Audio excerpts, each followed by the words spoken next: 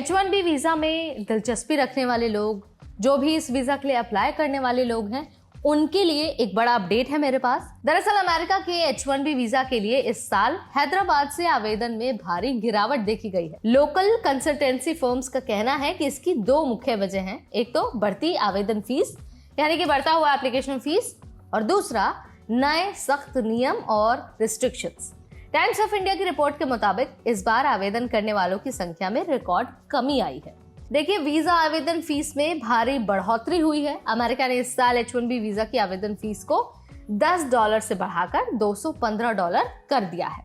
हैदराबाद के एक consultancy firm के मालिक अरुण तेजा ने टाइम्स ऑफ इंडिया से कहा कि इस साल अभी तक उनके पास H1B वीजा के लिए एक भी कॉल नहीं आई है। लोग बढ़ती लागत और अनसर्टेनिटी की वजह से अप्लाई करने से बच रहे हैं। लेकिन बात सिर्फ फीस की नहीं है, बल्कि जिस तरह से नियमों को सख्त किया जा रहा है, 1 पर्सन 1 रजिस्ट्रेशन वाला एक रूल है, उसकी वजह से भी लोगों का मोह भंग होते जा रहा है। पहले क्या होता था कि एक उम्मीदवार अलग अलग कंपनियों के जरिए कई बार अप्लाई कर सकता था, जिससे उसकी लॉटरी में सिलेक्ट होने के चांसेस बढ़ जाते थे।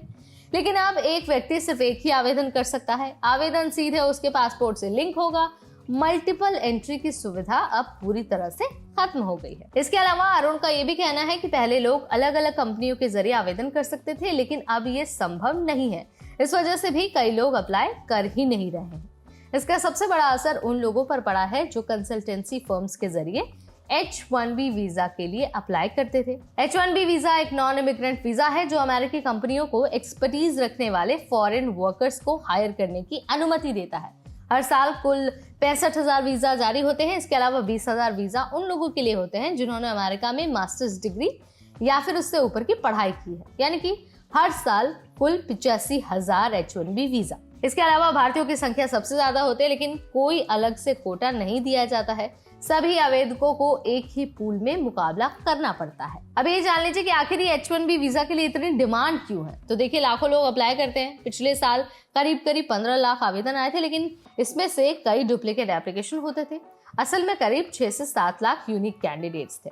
इसका मतलब H1B वीजा पाना पहले से ही मुश्किल था, लेकिन अब नए नियमों ने इसे और भी कठिन बना दिया है।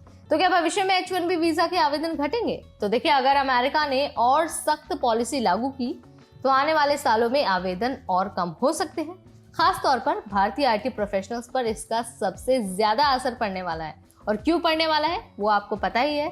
72% जो H1B वीजा है वो हर साल भारतीयों को ही अलॉट किए जाते हैं। सो आपका इस बारे में क्या सोचना है? क्या H1B वीजा के नए नियम सही हैं या फिर भारतीयों के लिए मुश्किलें बढ़ा रहे हैं? कमेंट में हमें अपना विचार, अपनी राय जरूर दीजिए। और हाँ, हमें ये भी बताइए कि आप किस विषय में जानकारी हासिल करना चाहते हैं। फिलहाल इस वीडियो में इतना ही। अगली बार फिर आएंगे नई जानकारी लेकर। तब तक देखते रहिए NBT टेक एड।